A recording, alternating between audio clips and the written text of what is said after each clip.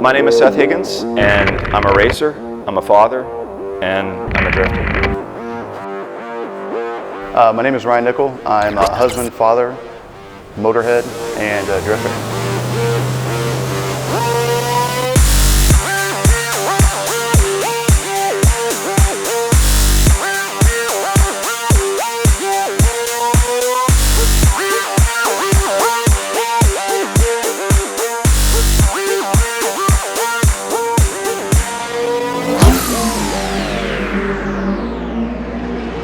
Khana Karts is named after the sport of Khana. Khana is a skill sport. It's a skill competition. It's been a word that was an Indian word that the British adopted for equestrian competitions a while back, and now in motorsports is the idea of like autocross on steroids.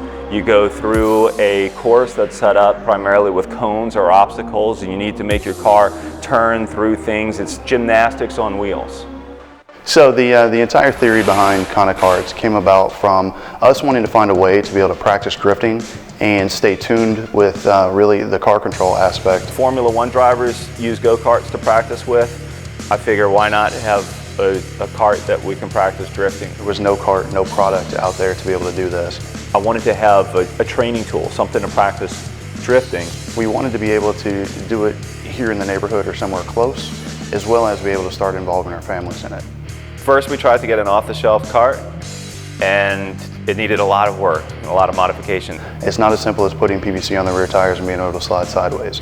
Trying to make something that wasn't meant to drift, able to drift. The forces and the design elements that need to be integrated in are critically important to that product actually being able to succeed long term. The second evolution of the cart was really a one-off tube frame design. It was incredibly hard to build, it was going to be costly to mass produce, and it was too rigid to drift. If you put somebody new, they would go and just spin out. We needed to change the steering angle, we needed to reinforce the motor mounts. Next idea, Ryan jokingly calls this the origami cart. Basically, we take metal, it's perfectly cut by a laser cutter, and then we fold it on the edges, and every fold adds a bit of rigidity to that metal. Now, nobody's ever tried to make a sheet metal cart before. The flex in the chassis makes it more controllable, easier to handle, lets you set it into a drift and be going sideways and still have the time to correct it and to really feel what the cart is telling you as you're sliding through that turn. If I could just have the whole world having fun, we'd all be happier.